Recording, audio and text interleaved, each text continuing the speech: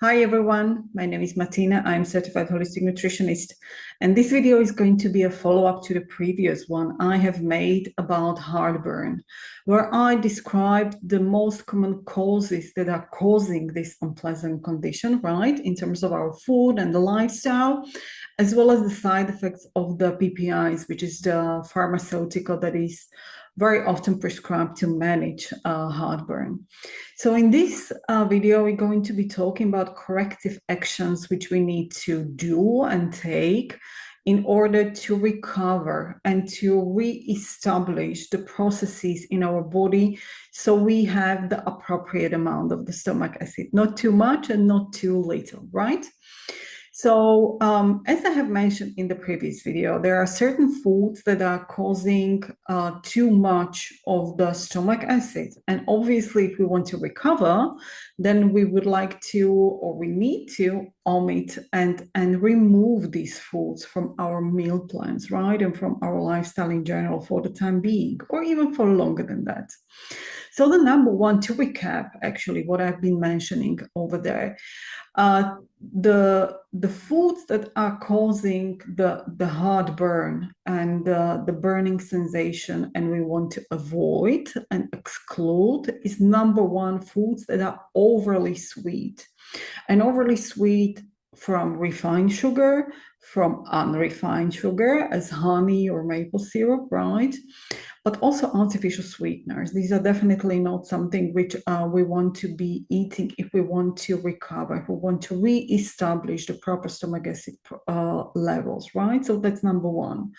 Number two, it's overly greasy and fatty food and deep fried food, especially if you eat takeaways, if you eat fast foods, but even at home, right? The catering companies are usually using very low quality of fat that is not being changed very often when it comes to deep frying, right? And this is certainly causing us not pleasant. This is not really contributing to health in general, but definitely not if we'd like to, if we have stomach health in mind. So that would be number two. Number three, it's smoked foods. Smoked meat, smoked fish, or smoked cheese. These definitely have to, we need to stop eating them for the time being, right? Even though that might be really intriguing to our palate, that is not what is intriguing to our stomach, if you want to put it that way, when we try to heal, right? So we're number three. Number four, it's alcohol. I've mentioned that already, and this is something which we would need to put quite a break on when we want to heal. All these foods, I don't say we will not be able to eat them forever and ever, right? But we are trying to recover in this case. And that's why we need to say goodbye to certain foods. And these are the most important ones, including alcohol. Now, furthermore, it's anything between moderately and ultra processed foods. These usually have a lot of additives, a lot of coloring agents, low quality of ingredients, being it sweeteners of any kind, being it grains of any kind, all different kinds of stuff which we do not want to eat and don't want to have in our food, right? So anything between moderately and ultra processed food has to go away as well when we try to heal and recover. Now, as far as the temperature, because that's also important to mention, we should be eating foods that are not way too hot, but also not too cold, right? It does create a shock to the system, if you will, because our body temperature has certain levels, right? If we are healthy during the summer months when it's hot, during the winter months when it's cold, it's more or less steady. Now, if we go way to extremes with the temperature, let me put it that way, then it does not really help our stomach. It, as I have mentioned, does cause a shock, for a lack of a better term, and our stomach needs to really work extra hard. So ideally, of course, we want to have a hot food, or we want to eat warm soup, right? The soup needs to be warm. It's supposed to warm us up, but it supposed to have temperature that is not going to burn our tongue, right? When a lot of time people eat foods that are steaming hot, and that is really not good when we try to, for our stomach health, right? So these are the most important things. Furthermore, we want to pay attention to the food combination, because incorrect food combination can greatly contribute to the heartburn due to fermentation processes that are happening in the stomach. Now, what are the food combinations which we need to pay attention to in this case? And they all are containing grain with something, right? So it is grain with fruits. We want to eat them separately when we have a heartburn. It is grain with dairy. We want to eat them separately when we have a heartburn, as well as with sugar, for example, right? These all are contributing to fermentation processes. When we have a lot of or more stomach acid when we're supposed to, this is even more stimulating the unpleasant heartburn. And last but not least is also grains with animal products, meat, for example, right? These are two, or fish even, these two can contribute.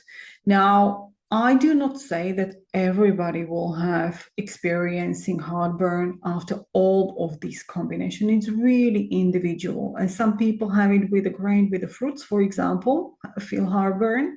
Some have it with a grain with dairy, and some have it only with a grain with meat, right? So it's really depending on individual. However, to put it out there, everybody would need to test on oneself what is really working and what is not. There is no universal guideline for everybody. Fortunately, so though, right? So you would need to test for yourself which exactly is causing you the heartburn and what is not causing you the heartburn.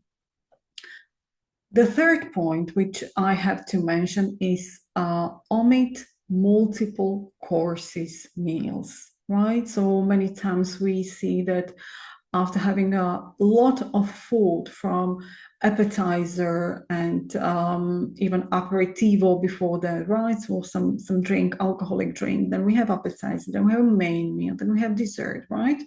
So this kind of overload of on the stomach can truly be the cause of a heartburn, an unpleasant feeling of fullness, more so if we have deficiency of the stomach acid. But I'll come to that in the more details later.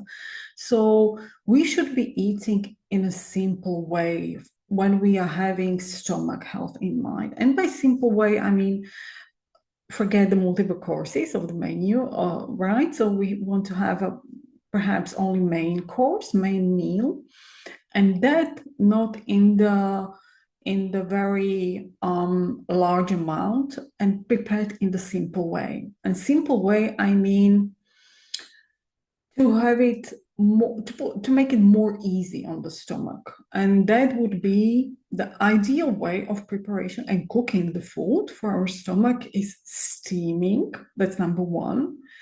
It's boiling, number two, for a short period of time, if you'd like to keep the nutrients of the mainly vegetables, right, in the food still. So steaming, number one, boiling, number two, stir frying, quick stir frying would be number three, and baking would be number four, in this follow order. So ideally, we would like to steam our foods and boil our foods, right, to have it more easy on the stomach. So that's important to mention as well. Chewing. And chewing is incredibly important, regardless if we have a stomach issues or not, or if we are healthy. And we need to be chewing our food properly. Now, how do you know that you chew your food properly, right? Typically, people chew every bite of solid food for about 15 to 20 times, right? That's the common, typical one, perhaps 25 at most. But usually it's somewhere between 15 and 20 times. Now, this is not enough. This is way below what we should be doing. And ideally, we want to chew every single bite of solid food for about 50 times. When you do not know how much you chew, you would count with your next meal, and most likely you would come to 15 to 20 times. And to come to 50, it can be quite a difficult task to do, especially if you eat something like pasta with some sauce, right? It's so easy to swallow it, to go down the pipe, for lack of a better term, way too quickly, right? So what can you do to come to the 50, right? And the most importantly is to know where you're at, right? So you would need to count where you're at and start from there. And start from there, you would, for example, if you're at 20, next meal or next 5 meals, you would count to 25 before you swallow the solid food, right? So for the next 5 meals, you would do 25. For the next 5 meals, you would do 30. And by this gradually, by 5, you could over the time to build to 45 and 50, ideally 50 at least, right? So this way you will get more comfortable with the extensive or perhaps prolonged chewing in terms of what you are now doing, right? Because we are habitual people, we are creatures of habits, and in this way we are used to eat certain way, right? And to come to 50 can be quite difficult for many people. So gradually building up to 50 over a period of time is the best way to do that. Now, when you say you come to 40 and you say there is no way whatsoever that I will be chewing every bite for 50 times and I'll came up to 40, well, I'll take that for, I mean, it's still better than 20. If 40 is your absolutely top and anything farther down the line is a torture, then I'll take 42. It's still better than 15 or 20, right? And you just need to stick to that and be mindful about eating the food. This will also increase the ease up on the stomach first and foremost, right? But also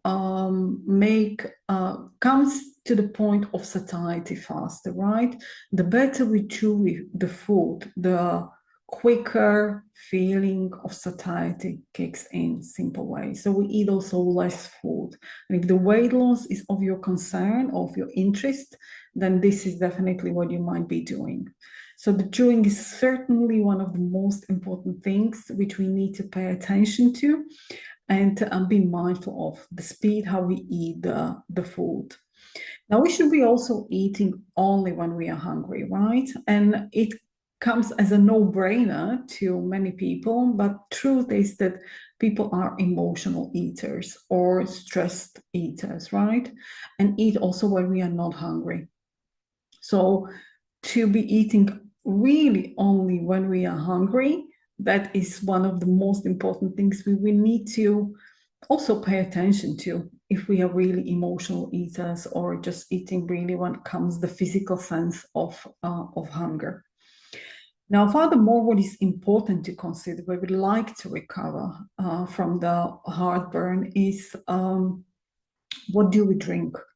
And when I've been mentioning the sugar, it's also including the drinks. So sweetened drink of any kind, being a sparkling soda, being these packaged juices, which you usually buy in the grocery store with a lot of added sugar, that would be coming to this as well, right?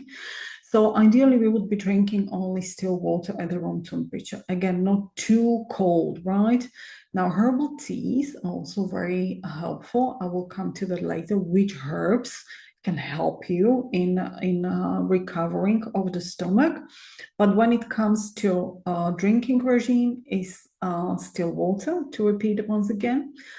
Coffee or black tea, you really don't want to drink on empty stomach. So no caffeine on empty stomach. That is triggering also the stomach acid production and can definitely be one of the most important factors when we do experience the heartburn, right? So that is also something to mention. Now, when we come to deficiency of stomach acid, and I do need to emphasize once again, proven deficiency. So you definitely know that you are deficient in stomach acid, you have low amount of stomach acid, you had your stomach screening done, your blood work is pointing to that direction, right? So that you definitely know that you have less than you're supposed to have. You might be doing following things. For regular, the natural ways how we can stimulate the stomach acid production is, and digestion in general, is chewing on the fresh ginger root. Now, small bites, since if you have an organic fresh ginger, it's truly burning, if you will, but it's excellent way how to omit and prevent nausea, even like if you feel nauseous from whatsoever reason, chewing on small bites of fresh ginger is the fast and the most helpful way how to eliminate nausea, right? But also ginger also contributes to increase production and stimulates production of the stomach acid. So small bites of fresh ginger root, either between the meals, you can do that, or before the meal, about at least 30 minutes, ideally 1 hour before the meal. You want to this way stimulate the production of the gastric juice before gastric stomach acid before you eat something, right? So that would be number 1. Number 2 would be fresh made cabbage juice from white cabbage. If you have a good juicer at home, especially slow juicer is definitely better than the different juicers. But homemade, fresh made white cabbage juice is excellent for stomach acid, stimulate the production of the stomach acid. Third one is sauerkraut juice, but you want to have fresh sauerkraut. Now, this is not available in all countries, right? But if you are living in the Central or Eastern Europe, where the tradition of making fresh sauerkraut is quite broad and well established, it might be easier to get the fresh sauerkraut juice. So this is the third one, which is excellent for stomach acid production. It also is really beneficial for your colon, for large intestine, and cleansing intestine is good for the good gut bacteria. So you've got 2 in 1 if you can get the fresh sauerkraut juice. If you can't, then you'll have the other means which I have mentioned, such as ginger or the white cabbage is commonly available, both of them. So that's supposed to be fine, right? Now, when there is a deficiency of stomach acid, many times this is caused by overacidity, as I have mentioned, right? Overacidity is contributing to so increased amount of stomach acid as well as low amount of stomach acid. And in this way, you might be using also the healing clays. Healing clays are excellent detoxifier. They absorb all toxins from the body, but also they strive to re-establish the pH, the right pH in our body, right? And so this way, it will also, on a secondary level, will contribute to the right amount of stomach acid too, right? Now, what are the herbs and herbal teas, especially, which you might be including in your diet, in your food, when you have not enough stomach acid? Number 1 is sweet wormwood. And I'll try to put a picture on the screen so you can see it as well. Now, there are multiple kinds of wormwood, right? And they do not have all the same properties. But sweet wormwood is very bitter. It's most probably not the most appealing thing which you've ever drank in your life. However, it is excellent for the digestive system in general, and especially it's great as a helping and supporting way to heal from Helicobacter pylori, especially, right? So even the Western medicine, why Helicobacter pylori is treated with very aggressive antibiotics, and it can cause deficiency in the stomach acid, the sweet wormwood is truly excellent helping way to heal from that and heal your stomach and heal your intestinal GI tract in general, right? So that's number one. You would be drinking for about 3 cups a day, not more than that, right? And the second one is common cremony.